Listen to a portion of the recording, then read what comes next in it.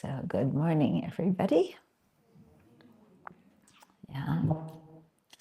So today is our last day together for this time.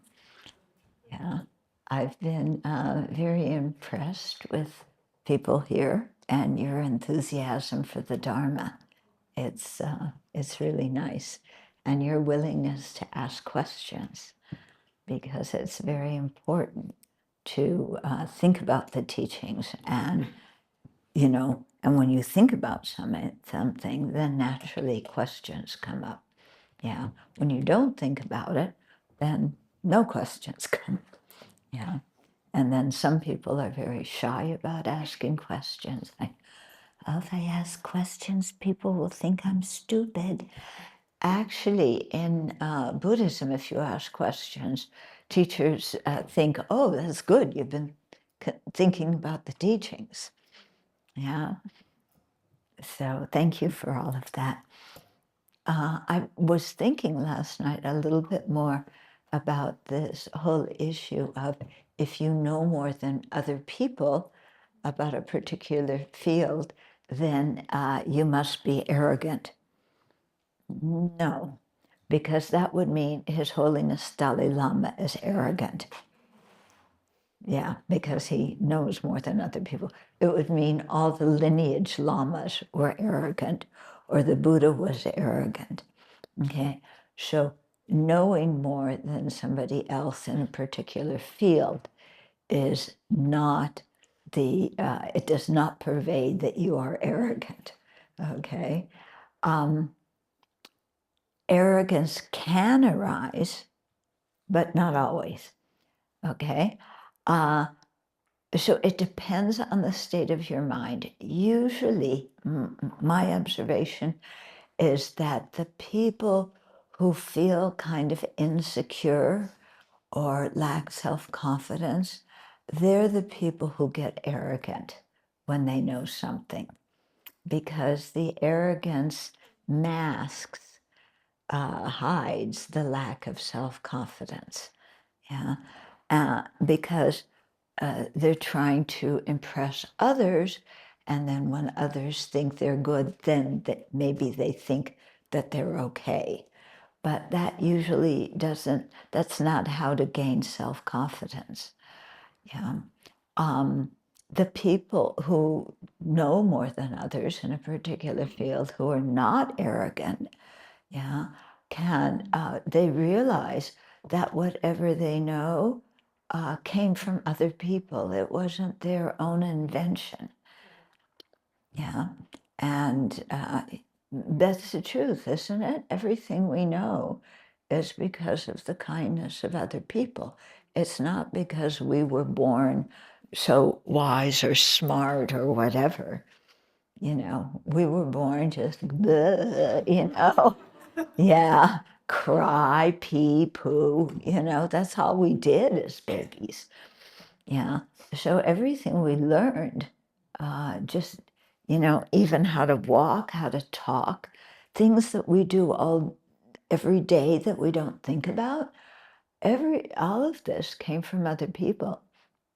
So the people who really meditate on the kindness of others and on the fact that we are so dependent on others and their kindness, these people don't get arrogant. Yeah.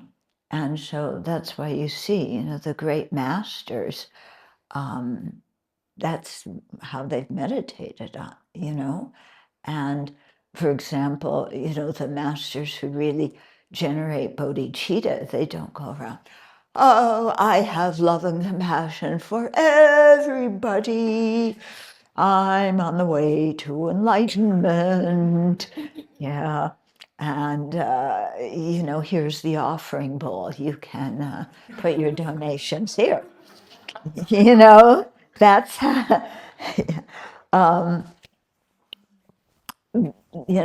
those people don't act like that. They teach with a feeling of gratitude for the opportunity to share what they themselves have found meaningful and precious in their own lives. Okay?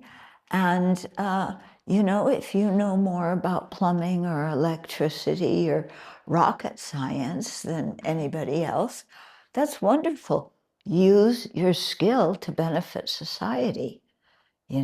Realize that whatever you know came from, all the people who came before you. And then, you have the fortune to have that skill and to be good in it. And so use it to benefit society. Yeah. And in that way, you really help society and you don't fall to arrogance. Okay. Okay. So this morning we're going to talk about joyous effort. So I wonder how many of you came to meditation last night and this morning who have joyous effort to practice the Dharma, or who, took a break. Yeah? So, but I'm sure you have very good reasons for taking a break. Yeah. You have to look at all the messages on your iPhone. Yeah. Right? Huh? Yeah, you have to walk outside. Yeah. Yeah. Mm-hmm. Yeah. If you say mantra when you walk outside, that's good. No? Okay, well, try again. Yeah. Okay, so let's start with the visualization of the Buddhas and Bodhisattvas. Yeah. And us surrounded by all sentient beings. So remember all those obnoxious sentient beings who are so harmful and cruel and mean that you can't stand,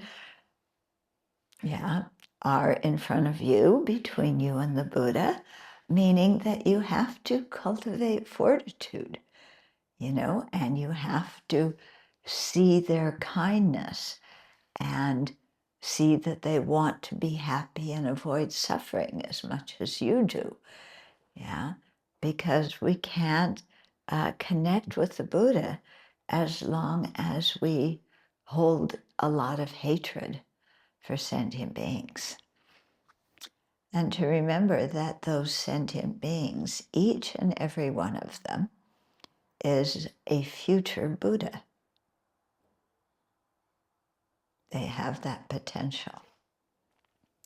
So let's contemplate the kindness of living beings. So right now we feel and identify as educated, competent adults.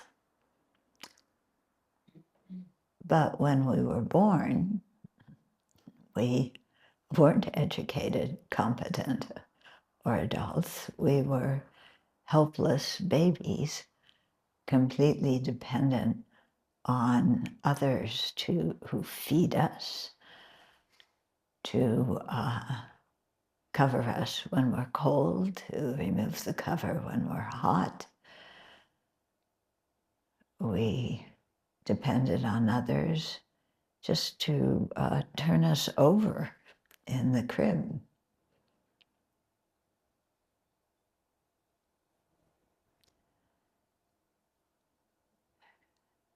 And as we started to grow, we depended on others who taught us how to walk,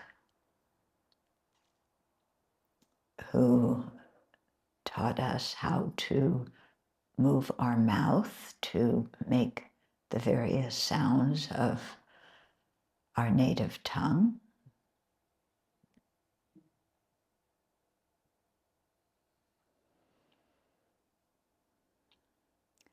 As we got older and went to school,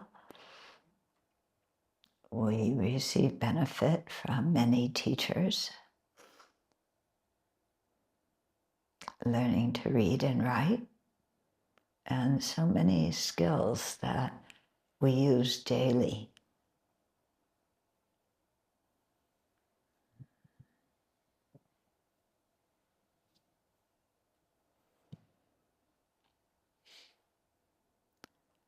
And so our life continues with dependence on others just to stay alive. People we don't know grow the food we eat. Strangers make the clothes we wear. They make the roads we drive on, the medicines we use, the homes we live in.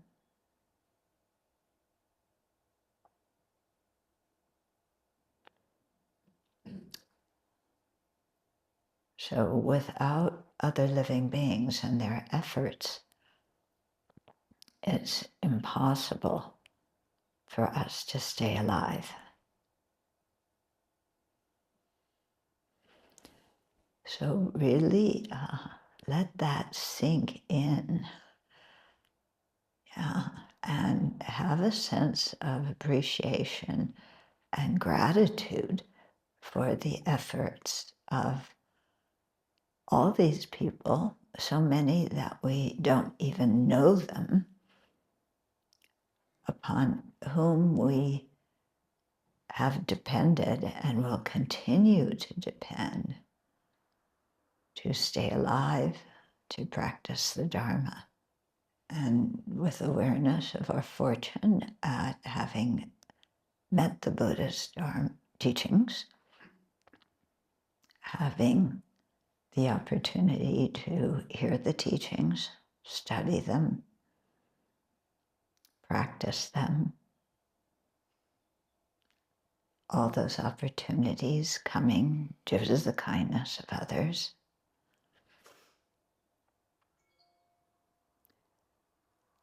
Then let's have a wish to repay that kindness, to give in return.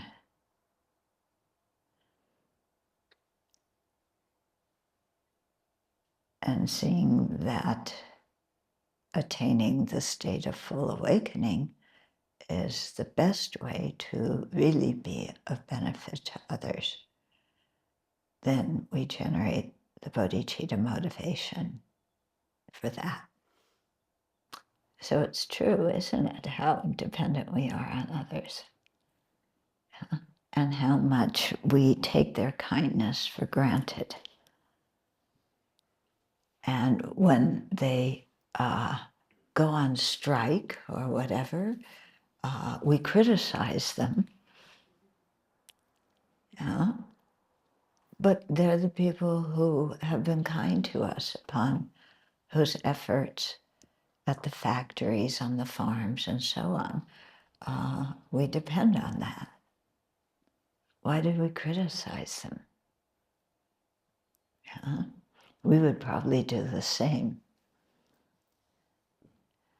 I've been impressed when I've walked around here how friendly the people are. You know, they zip by on their bicycles and they all say hello. It's amazing, you know. They recognize, oh, there's other living beings, and say hello. Some places in the world you go, people don't say hello.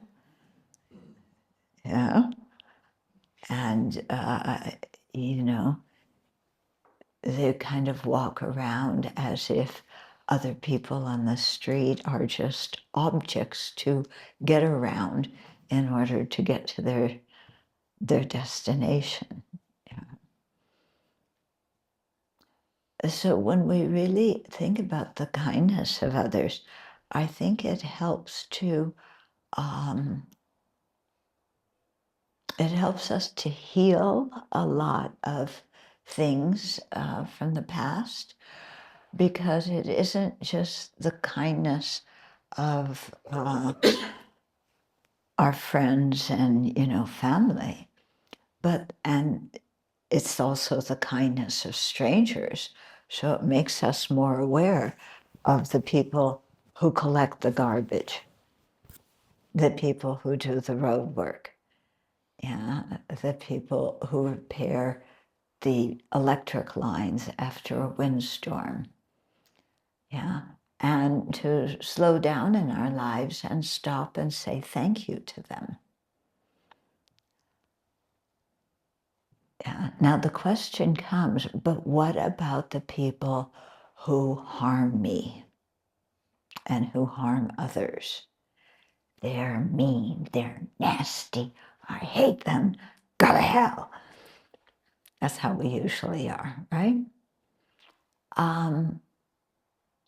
So I started earlier to tell you the story of how I didn't know I had a problem with anger. So my teacher sent me to work to be the disciplinarian of the Macho Italian monks. Yeah, remember that story? So there's a follow-up episode to that story that fits in here about the kindness of others. Okay, so as I told you before, I was furious at those people, especially one of them. He told me one time in front of other people that he was going to call Lama and tell Lama that I was the worst hindrance that had ever come to this Dharma center. Oh, thank you very much. Yeah, I don't know if he did that or not. It doesn't really matter. But, you know, I was quite upset and angry. So finally, well, one time I was on the phone with Lama, and I said, Lama, can I leave this place? And he said, oh, we'll discuss it, dear. I'll be there in 6 months. Yeah. So somehow I made it through the 6 months, and he said I could leave. And so, you know, I went to the States for my brother's wedding, and then I went, no, that wasn't his. Anyway, somehow I wound up back in Nepal, okay, and I went to see Rinpoche, Lamazopa Rinpoche. And at that time, in Kopan, the main Gompa was not the nice place it is today, but it was still quite nice. And the Lama's rooms were on the top, and there was very little construction in the valley below. So I was having tea with Rinpoche, sitting on the roof, looking out at the peaceful Kathmandu Valley, so green, so beautiful, sipping tea with my teacher. Yeah. And then Rinpoche said to me, okay, so we'll call the one who was going to call Lama and tell him that I'm the worst hindrance into the center. The one who also took my work off my desk, and I don't know what he did with it. So we'll call him Sam. That's not his name, but yeah. So Rinpoche looked at me because he knew what was going on. And he said, who's kinder to you, the Buddha or Sam?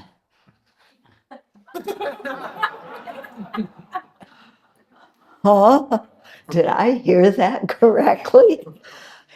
So I said, well, of course, the Buddha is kinder to me than Sam. And Rinpoche kind of shook his head, like, no. And then he went on to explain to me how Sam is kinder to me than the Buddha, and how I need Sam to become fully awakened. I thought I needed to get away from Sam, you know, to practice. So then he explained, why do you need Sam to become fully awakened? Because you need to create all the causes to attain Buddhahood. And one of the causes is to practice the perfection of fortitude. And to practice the perfection of fortitude, you need somebody who harms you. You cannot practice the perfection of fortitude with the Buddha. So you need Sam, he said, to become a Buddha yourself.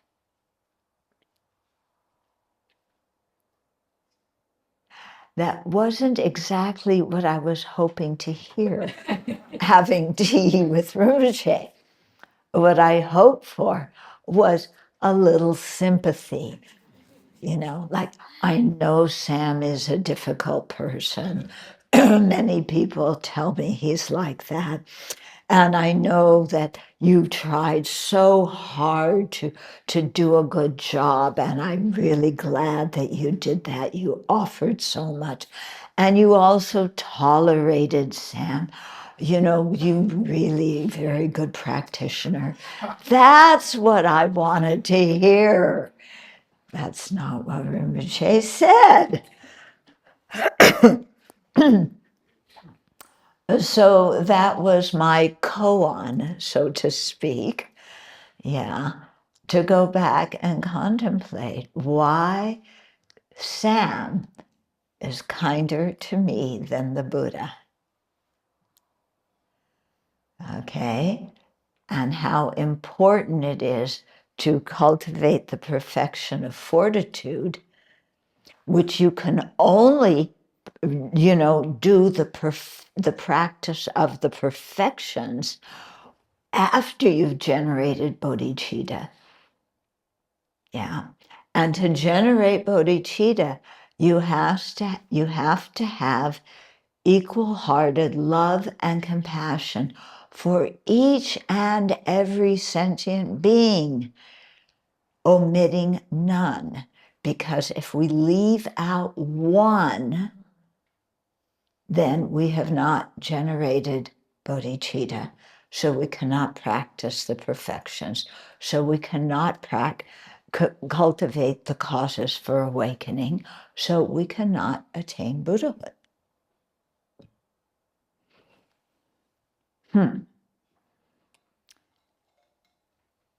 Can't I leave out one? No. Yeah, each and every sentient being. So I'm sure you have incarnations of Sam in your life. Yeah. Anybody who has no Sams in their life? Yeah. Have you ever considered that maybe you are other people's Sam? Who, me? No, I'm never like that.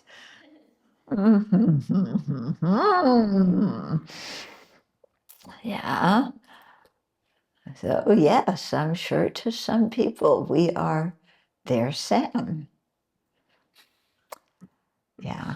So it's very important that we think about the kindness of our Sams. Yeah. Because we need them to generate bodhicitta. We need them to develop fortitude. We need them to become fully awakened. And in that way, they are kind to us because they provide us with the people that we need to cultivate fortitude. Yeah.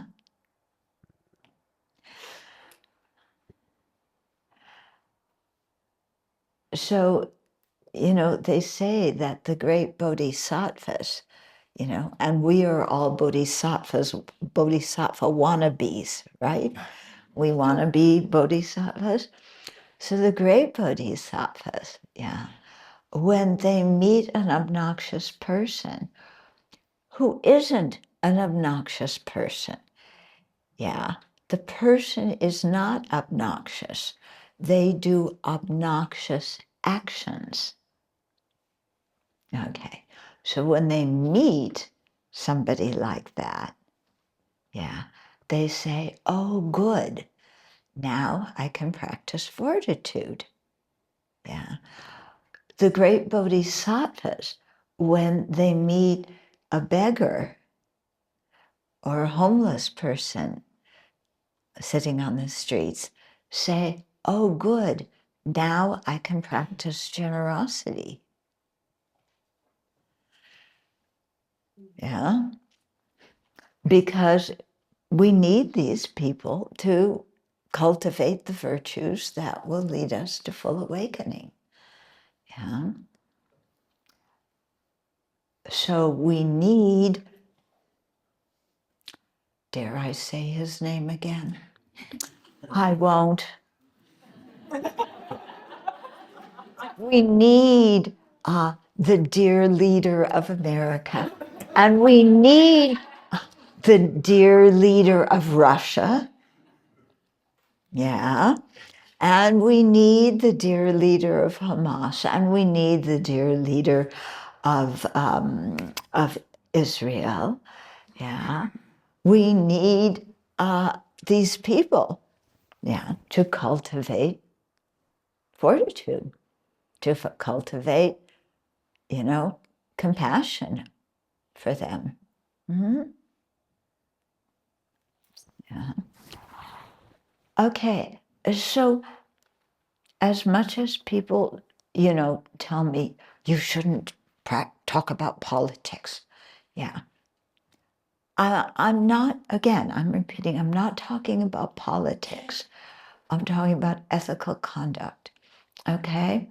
In Europe and in my country, there's many people who do not like the migrants, the refugees, yeah?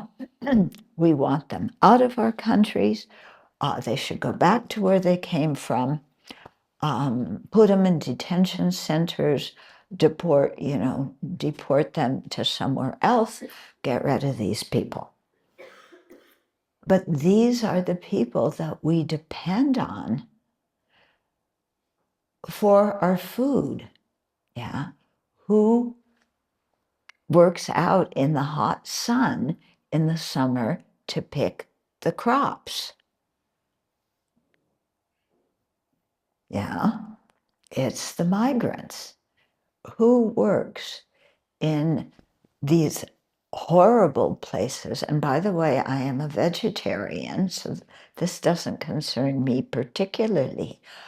But who works in the horrible places of the slaughterhouses, of the poultry factories?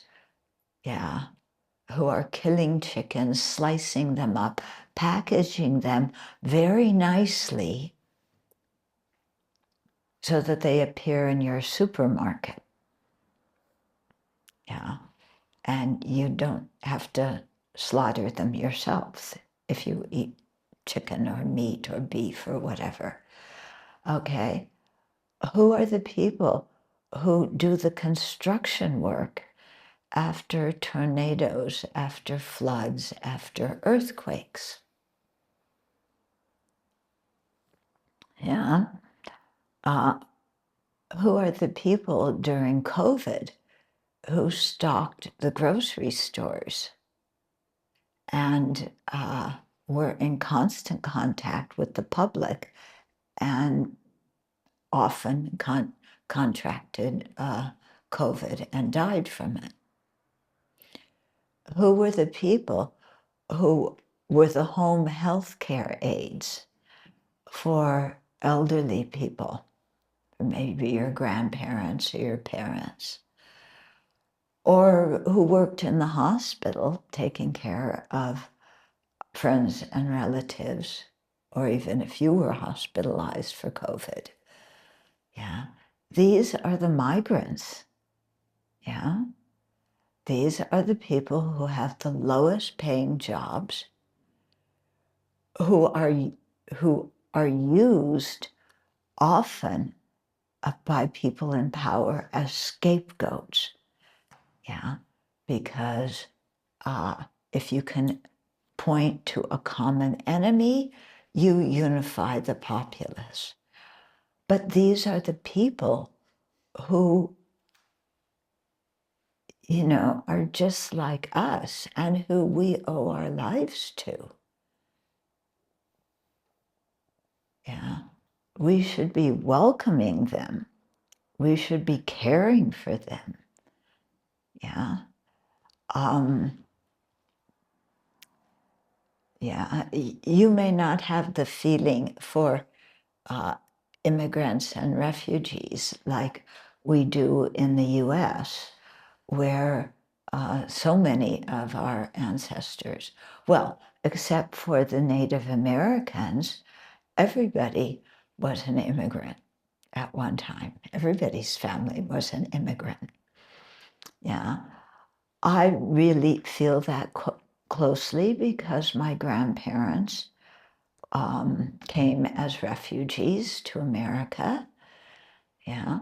And my parents made the American dream. They worked hard. They got the American dream. And then that gave me the liberty and the freedom to meet the Dharma, to travel to Asia, yeah, to have a good education. So I have a lot of sympathy for immigrants. Yeah, I have a lot of sympathy for refugees and for migrants who are just trying to have a better life. So it's in this way that our ethical values affect our views and our policies in our countries. Yeah. And why ethical values are so important. So that in our countries, we continue being democratic and we give others possibilities that our ancestors had, yeah, and that we ourselves have benefited from, okay? And to really respect everybody in our countries, yeah, and not look down on them because they practice a different religion, or racially they're different, or they know a different language, or whatever excuse we use to put people in categories and sign off on them. Yeah. So I think this is important. It's completely in line with what the Buddha taught. Yeah, to appreciate the efforts of every single living being and to cultivate compassion for every single living being. Okay?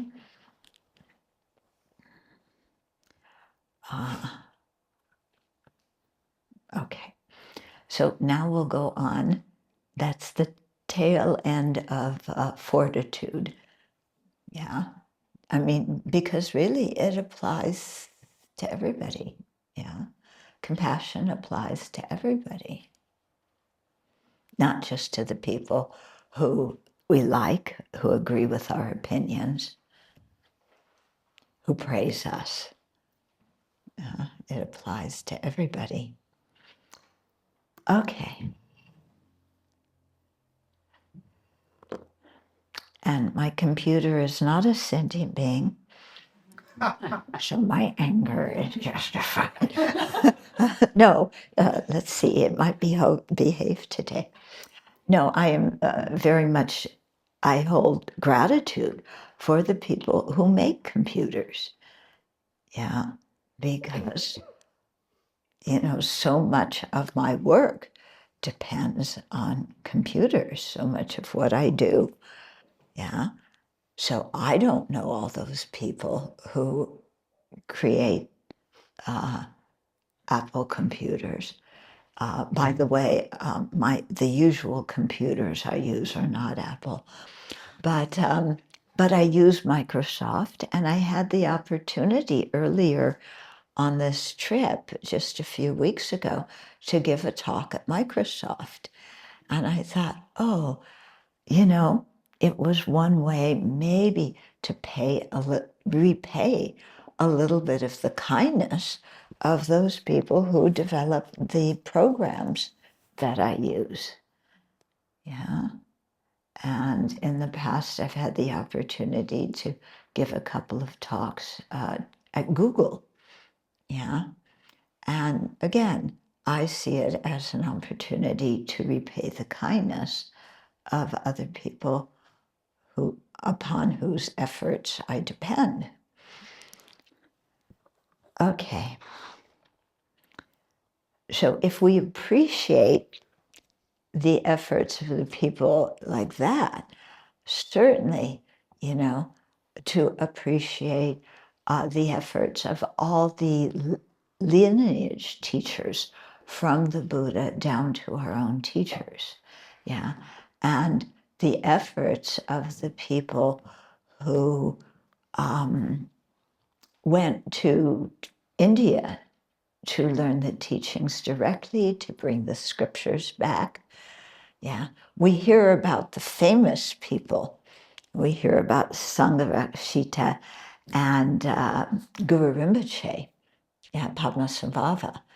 Yeah. But it wasn't just those two people who went to India and brought Buddhism back to Tibet. There were hundreds of people who traveled with them. Yeah. And who died on the way to India, who died on the way back. Yeah, crossing the Himalayas was not a cup of tea.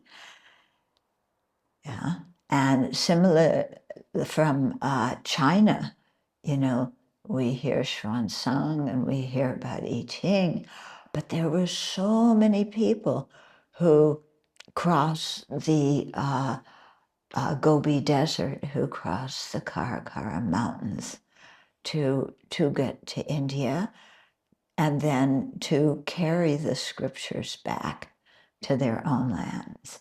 They couldn't just take them on a thumb drive.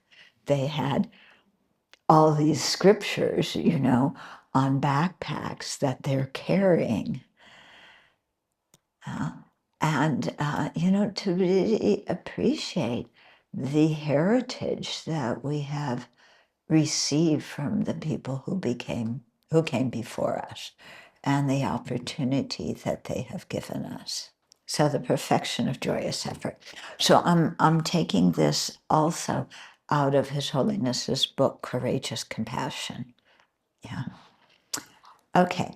So the perfection of joyous effort is a mind that takes delight in developing virtuous qualities. Okay? It's a mind that takes delight in virtue.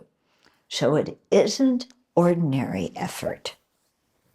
Yeah, it's not like the effort of, oh, I gotta get up in the morning and go to work.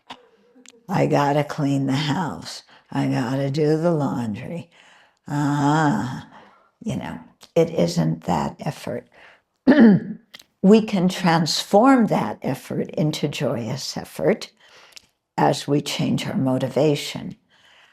And then it becomes joyous effort. But because, joyous effort, it means we are eager to create virtue. Yeah, we take delight in developing virtue. Okay. So joyous effort is extremely important on the path because it enables us to engage in difficult work and to complete projects. If we don't have joyous effort, we just no, that's too hard. I don't even try. Yeah. So we give up on ourselves. We don't try, or we try and then it's more than we can chew, so we don't complete it. Yeah. So this is not so good, starting things and not completing them. And then kind of saying, yeah, it's like when you promise to do something, volunteers. This is a difficulty that happens with volunteers. Okay, volunteers really mean well. They want to do something virtuous. They want to help, so they volunteer. But often, my experience is that they volunteer without having really checked if they have the time to do it. Yeah. So they commit to do something, and then life happens, as we say, and they have to go to work, and they have to take care of their family, and they have to do the laundry. So there's no time left for the volunteer work. And then they feel embarrassed to tell the people that they promised to do that work that they don't have the time to do it. Until the very end, when somebody says, "Oh, have you done this?" And then they say, "Oh, unfortunately, I'm sorry, I didn't have time," and leave the other person high and dry because there was this project that was supposed to be done by a certain time. Yeah, do you get what I mean? Yeah, and this happens at work too. You have a responsibility to do something by a certain deadline, which is a reasonable deadline, not an impossible one. But you didn't, for whatever reason, we just didn't do it. And then your manager says, "Oh, where's the project?" And you blame somebody else. Okay? So this is, it happens that we make promises or commitments and then backtrack on it. So it happens, but the thing to do is, first of all, before making the commitments, to see if we have the time and skills to carry them out. And then if we run into bumps on the road as we're trying to complete those projects, to tell whoever is depending on us to complete them that we've hit a bump in the road and that we need help. And that, for whatever reason, we need help, or we just can't complete it. So we will help find somebody else who will take over for us, instead of leaving either your boss or the person who's the volunteer coordinator in the high and dry. Okay? So that's just a little tip about about cultivating joyous effort. Yeah. Don't overcommit yourself, but, take on things gradually. Yeah. So joyous effort doesn't mean, yes, I'm going to do everything all the time. You got to pace yourself, and you got to see, what you can do and what you cannot do at this time that maybe you can do later. Okay? So that's one important thing. Another important thing about joyous effort is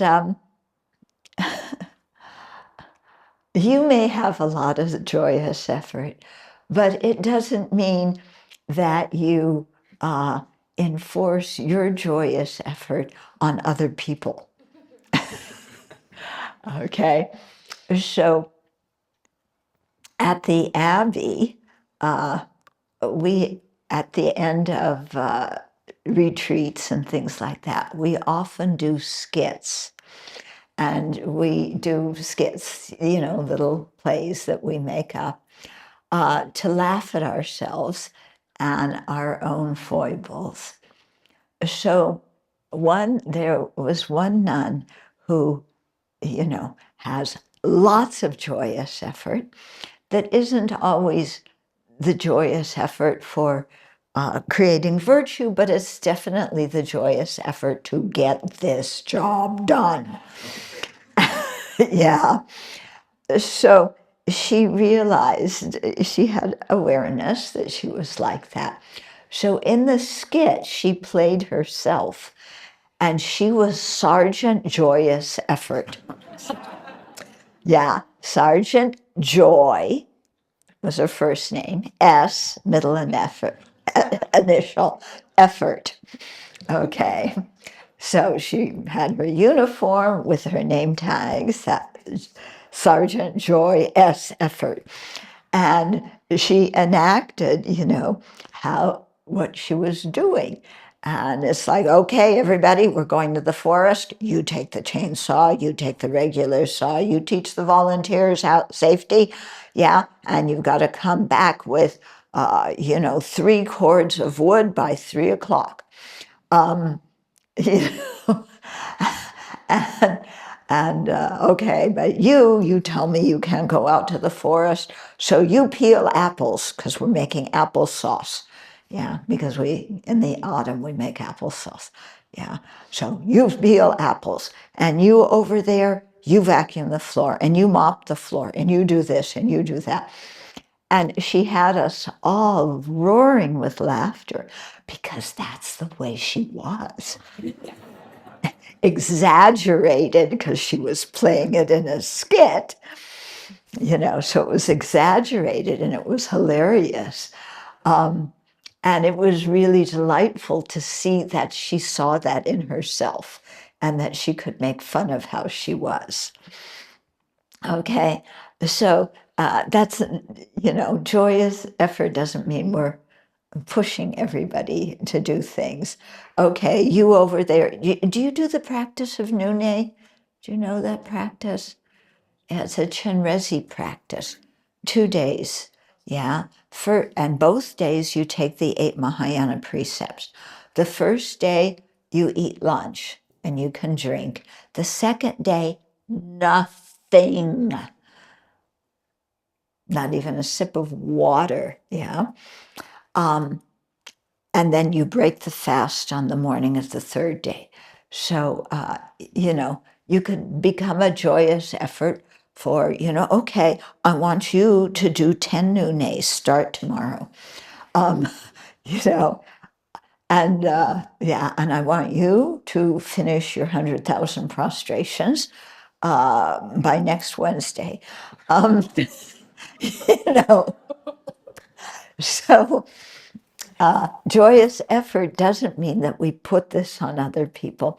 And it also means that we don't put unrealistic expectations on ourselves. Okay, yeah. So we have to really think and pace ourselves in a wise way. Okay, but joyous effort is important because without it, we would sit and just exercise. You would exercise your thumbs all day. Yeah. That's what people do, isn't it? Yeah. That's what people do when you look around you.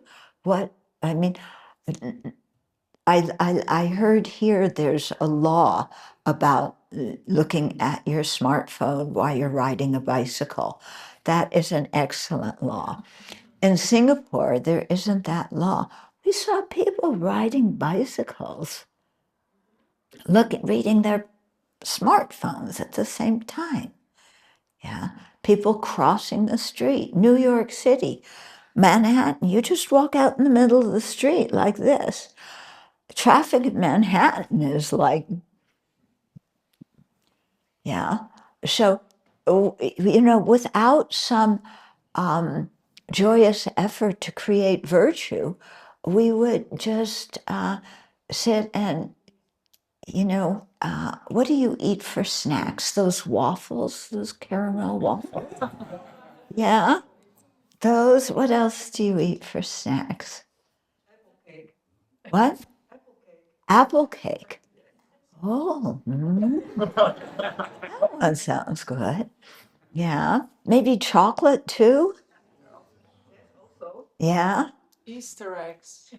What? Easter eggs. Eats? Easter eggs. Chocolate. Chocolate eggs. Easter, what's Easter eggs. Easter egg chocolate. Yeah, today's Easter.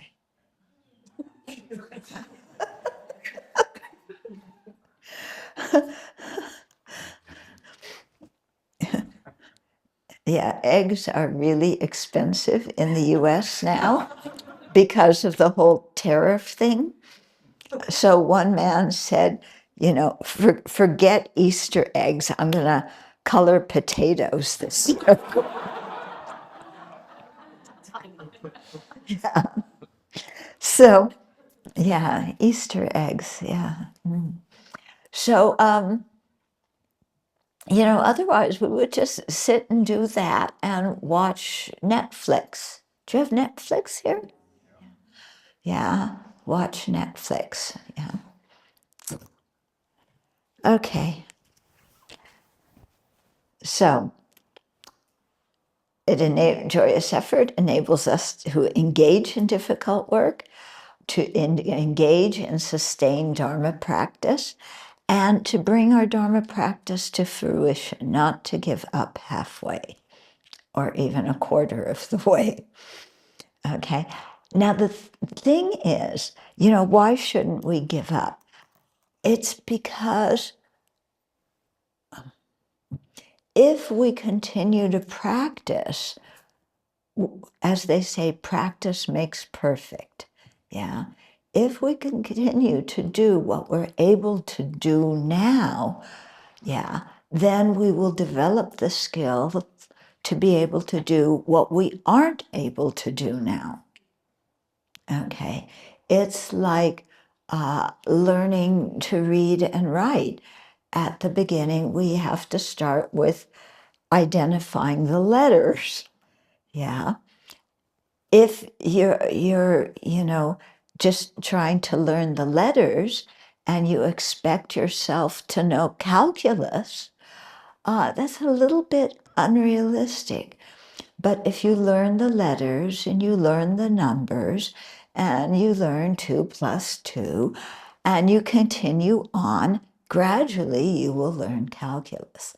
So it's the same thing with Dharma practice. Sometimes we hear, the stories they tell us, about the Buddha when he was a Bodhisattva who met the tiger. Remember the story of the starving mama tiger who wants to feed her kittens and she needs food. So Buddha in a previous life offered her, the starving mama tiger, his body to eat, and then she was able to feed her kittens. I don't know if that's the right word for tiger cubs. No, bear cubs. Bear cubs. Tiger. They look like kittens, don't they? Yeah, they're so cute. Anyway.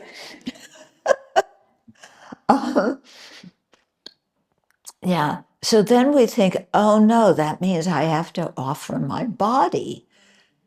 Yeah. Where's the nearest tiger? Do I have to offer my body to that tiger? Or we hear the story of Aryadeva, who, some non-Buddhist said, I want your eye. And he plucked out his eye. How he did this, don't ask me. But he took out his eye and he gave it to the non-Buddhist. And I don't know what that guy did with it. you carry around somebody's eyeball all day. Uh, anyway, that's not the purpose of the story. Yeah, and then we think, oh, I have to find the first non-Buddhist and take out my eye and give it to them. No, that's not. We hear the stories, but we we interpret them incorrectly. Yeah, the stories are telling us what we will be able to do as we practice and develop qualities. It doesn't mean we have to do them at this moment because we're incapable. Okay? But the idea of joyous effort is, you take on what you can chew and gradually you get better. Yeah. And the things which you thought were impossible before become possible. Yeah. So the idea here is not to give up on ourselves. Yeah. And one of the kinds of joyous effort, there's different kinds, really goes into the joyous effort of not being discouraged. Yeah. And we so easily, I think, especially in our Western culture, where we're taught to be somebody, to make progress, yeah, to excel. I don't know if your school system is as bad as ours, or yeah, or if the way people parents their kids is like it is in the States. But we're taught, you have to be an individual. Yeah, you have to excel. You have to make mom and dad proud of you. Yeah, you have to be best. Okay, so you're a little kid, yeah, and you're in pre-kindergarten, and you have to be best. Is that crazy or is that crazy? Yeah. And now they have graduation ceremonies from kindergarten. Can you imagine? Yeah, you are successful. You graduated kindergarten wearing your little cap and gown. Yeah. This kind of thing, I think, is so damaging. And also, now I don't know how you were, but do you get compared to your siblings? Siblings? Yeah. Do you get compared to the kids across the street? Why can't you be like blah, blah, blah, blah, blah, the name of the kid across the street? Why can't you do what blah, blah, blah, blah, blah, your brother or sister does? Yeah. And, we're taught like that as kids. And it's like, well, they're 5 years older than me. How can I be like them? They've developed a skill I haven't. They've lived 5 years longer. I'm just 3 years old, Yeah. But this effort to be somebody, to be perfect, okay? And if I can again refer to somebody who is in my country, whose wife, yeah, has a project, yeah, because every first lady has to have her project. Her project is called Be Best.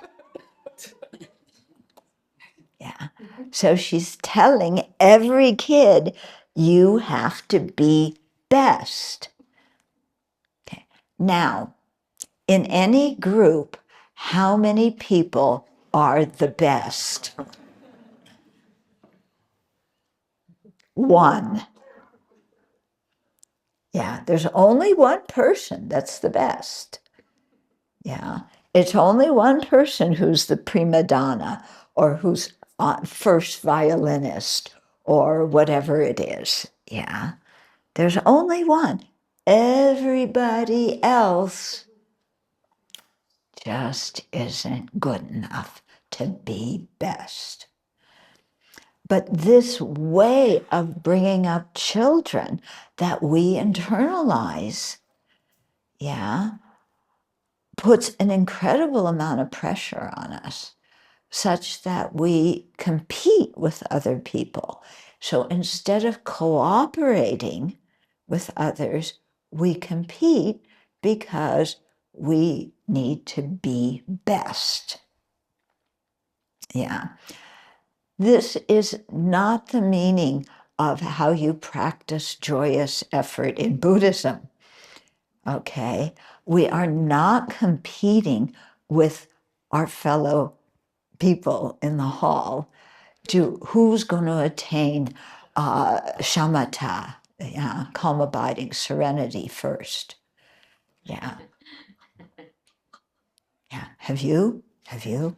Oh, I'm only on stage 1. Actually, I haven't even gotten to the first stage. Yeah. Okay. We're not competing with anybody else about who's going to generate bodhicitta first. Yeah. We're not competing to be the teacher's favorite student. Yeah. To be their star disciple. Yeah. We don't have to do that. Yeah. And that's not the meaning of joyous effort. Okay. Yeah. So I say this because, we bring into Buddhism, what we've learned in secular life. And some of it we have to look at and say, that's not really useful anymore. I'm leaving that behind. I'm not pressuring myself that I have to be best. Yeah, I have to do what I'm capable of, and I will improve. Yeah, and Lama Yeshe, he used to have these very pith little short phrases. Yeah, and one of them was "good enough, dear." He called everybody dear. Yeah. Yeah, he called Mao Zedong dear. Yeah, but this is good enough, dear. What you have is good enough. Yeah, who you are is good enough. What you know is good enough. Huh? And that is an important message, not only to tell kids, but to tell ourselves. Yeah. Yeah. So that we're not always competing with somebody. Yeah. And we're not always putting ourselves down. Because I think this is one of the biggest hindrances that people who grew up in Western cultures have. Yeah. Is this constant tendency to put ourselves down for not being good enough. Yeah. Blaming ourselves. Yeah, finding fault with ourselves, telling ourselves we're incapable, we're unlovable, we're a failure. Anybody have that problem? Putting yourself down? Oh, you don't raise your hand for anything. Yeah? Yesterday you didn't raise your hand? Yeah, he must be near Buddhahood. I think this is a very serious obstacle that we face in the West, is constantly telling ourselves we're not good enough. one time when His Holiness was doing, he was involved in one of the Mind Life conferences with scientists. This may be like around 1990. It was a long time ago. And the idea of low self-esteem came up in the discussion. And His Holiness was very curious about this.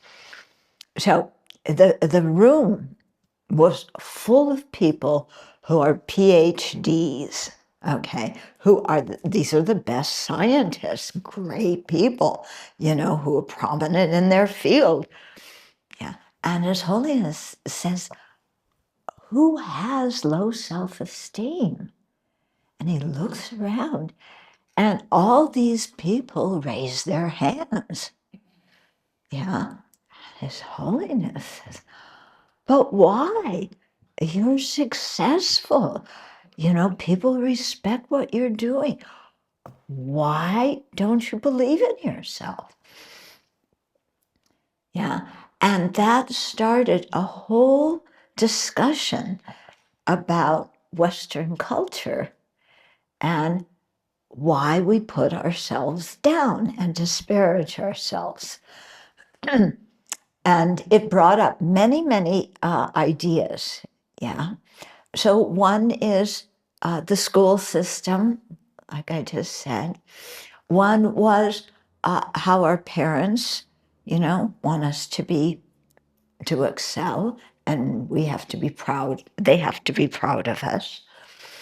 Yeah. One is the comparison with siblings, with classmates. And one idea that came up was the idea of original sin. Yeah. That when as a child, you are taught that you are born sinful, yeah, then what can you expect out of yourself? Yeah, I'm defective goods to start with. And how that really oppresses the mind, yeah, and really torments people. So I mentioned, I think earlier, how many of the things that we learned from the religion that we grew up with, or the society we grew up in. Yeah, we learn many good things, but we also learn many things that as adults we have to look at and say, is that true? Is that useful? Okay? From a Buddhist viewpoint, we are not born with original sin. We are not born as defective goods from the get-go. Okay? We have Buddha nature. Okay? We're obscured by a lot of afflictions, but we have Buddha nature, and that's not something we can ever lose. Yeah? So this whole thing of putting ourselves down doesn't really make sense from a Buddhist viewpoint. Okay? Similarly to how I said before, being compassionate doesn't mean we have to suffer. Yeah? We have that image in our culture. Yeah, interesting, I'm saying this on Easter. Yeah, but, we don't have to hang on a cross to have compassion for other people who are suffering.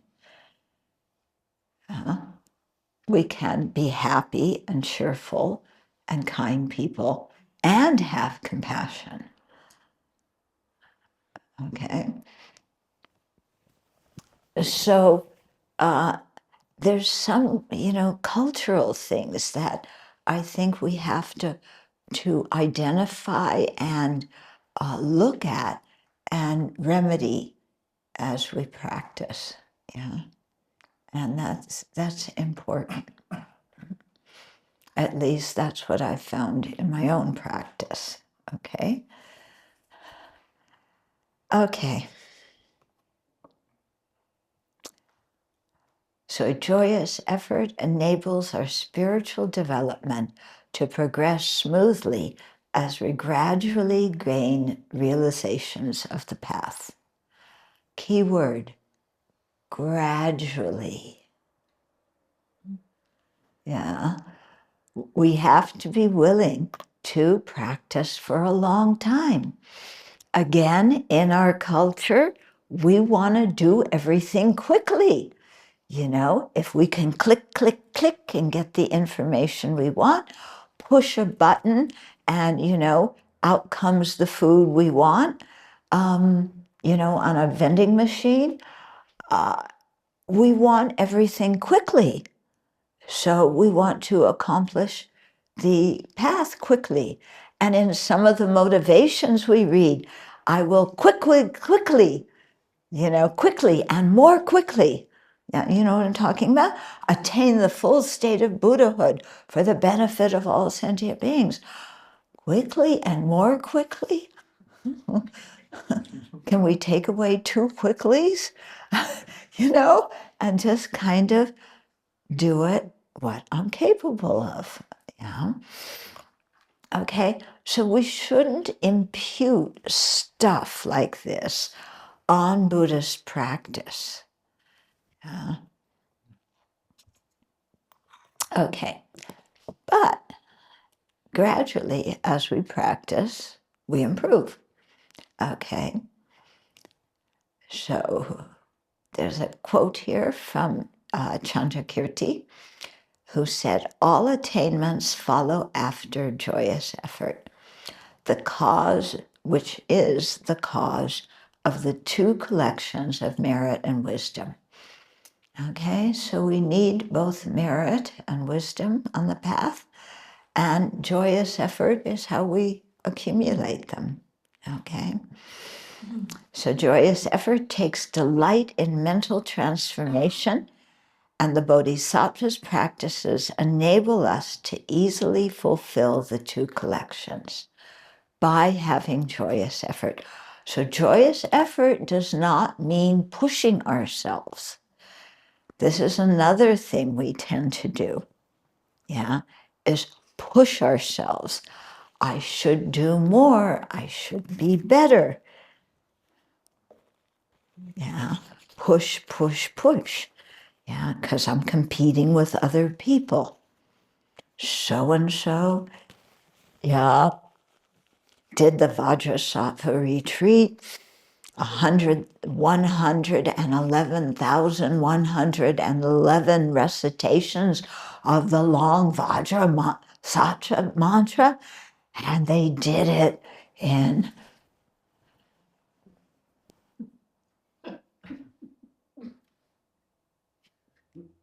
faster than me. Yeah.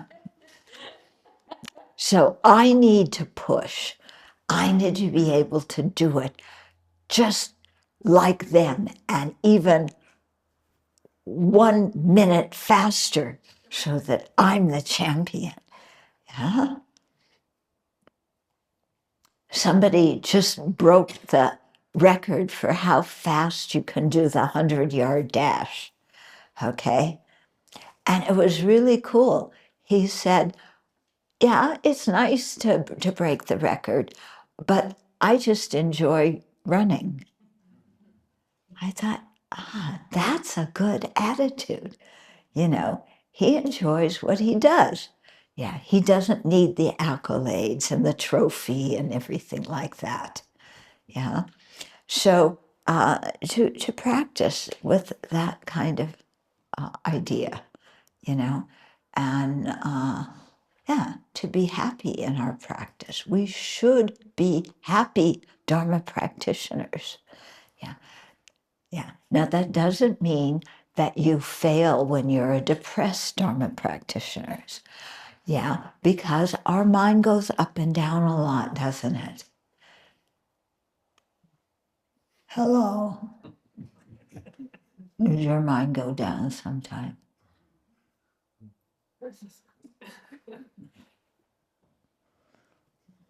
Yeah, we have an up and down mind. Yeah, but Lama always used to say, just be happy, dear. Good enough, dear. These little pith sayings, are very potent.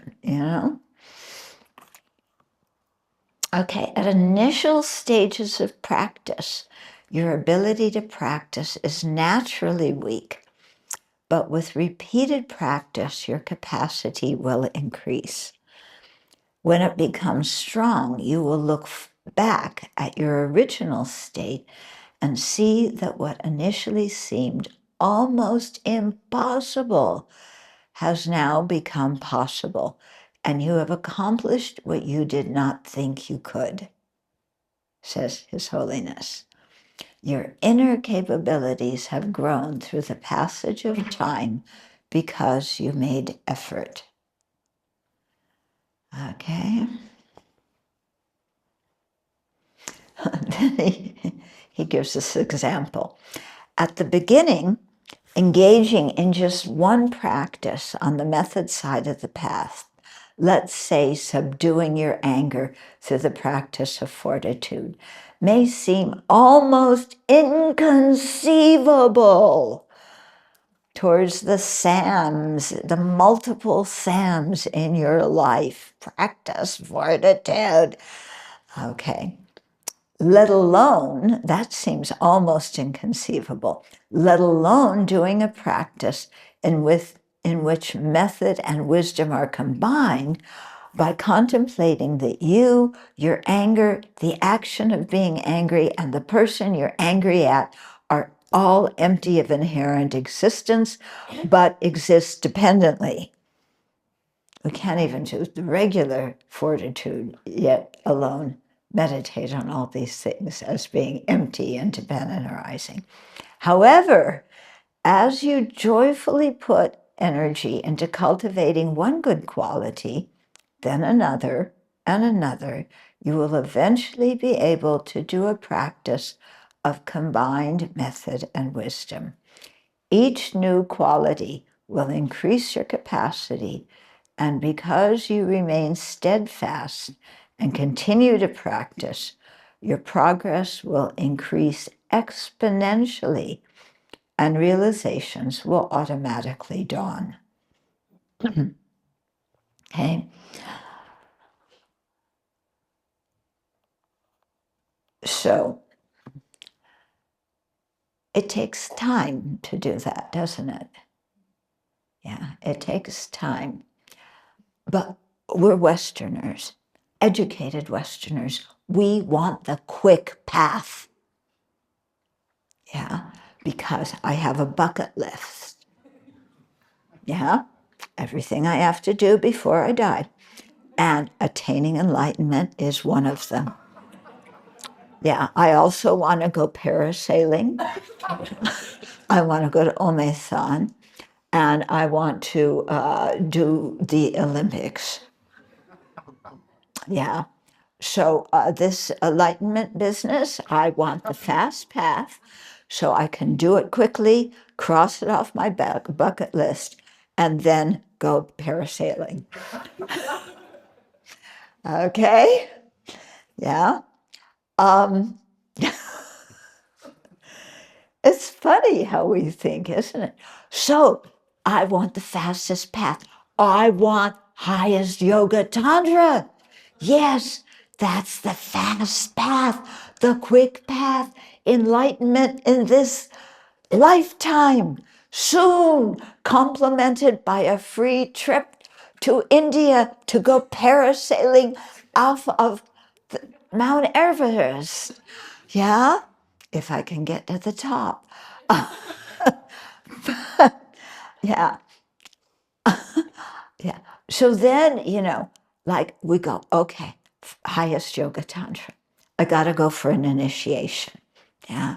You go to an initiation, all your friends are saying, yes, this is an enlightened teacher, this is a rare example, go for the initiation. You're going, what's an initiation? It doesn't matter, just go. You'll get a fantastic blessing. Okay, so you go, you sit down there. There's a lama, and he's sitting on a high throne, and he rings the bell and he plays the drum, and he's saying all this stuff in Tibetan that you don't understand. Yeah, and every once in a while you're supposed to kneel and you're supposed to mumble what he says in Tibetan that you don't understand. John Shub saying, Soha. And, and then he gives you some blessed water. He gives you a long life pill. You get one of these strings, that's going to protect you from everything. But you have to protect the string because it's going to fall apart. Yeah, isn't it? Yeah, this protection string you have to protect so it doesn't fall apart.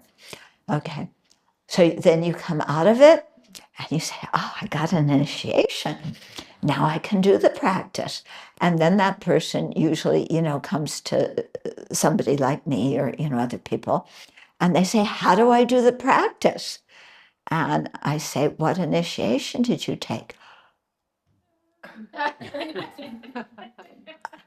I just took an initiation. You didn't take, do you know what deity it was? It was some guy with a lot of arms.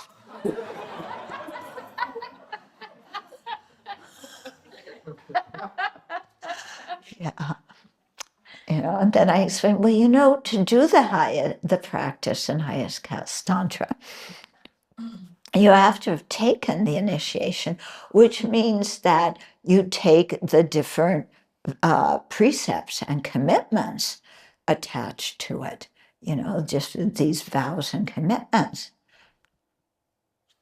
Huh?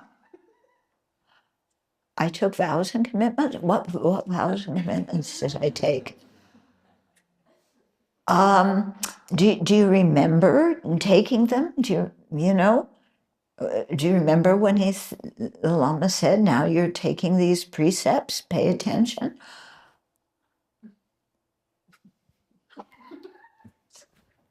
No. Yeah, but I knew when I got the blessed water. Great. So then I have to break the news to them that they didn't actually take the empowerment, And sometimes they're quite relieved because they go, oh, I got, I took vows and commitments. What are my vows? And they had no intention of doing them, taking them. Okay. So, where is this thing about I got to get to the highest class Tantra first? Yeah. And, this is where I think arrogance comes in. Yeah. I am an educated Westerner. I deserve the highest practice. Yeah. Because I am going to be the best disciple. Yeah. And then that person sits in teachings, and maybe you're hearing teachings about karma, and that one of the negative actions of speech is lying. And that person goes, lying? That's Sunday school stuff. Why are they telling me not to lie? I practice highest yoga tantra. Yeah. They think, the very basic practices they don't have to do. They're superior. I've heard in highest yoga tantra that there's no good and there's no bad. Yeah. So I can lie all I want. and I drink, and I have sex, and it's wonderful. I have samsara and nirvana at the same time. You see how holy I am? Okay.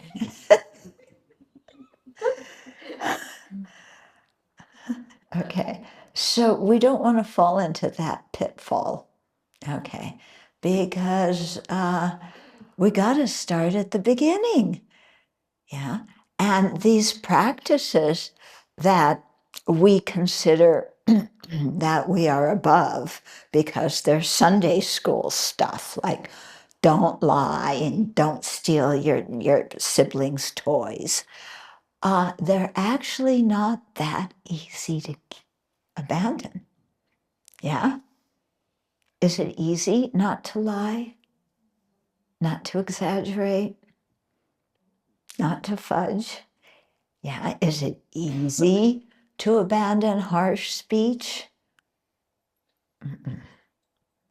Yeah, how about gossip? Forget that. Don't even try to abandon that one. Yeah. So,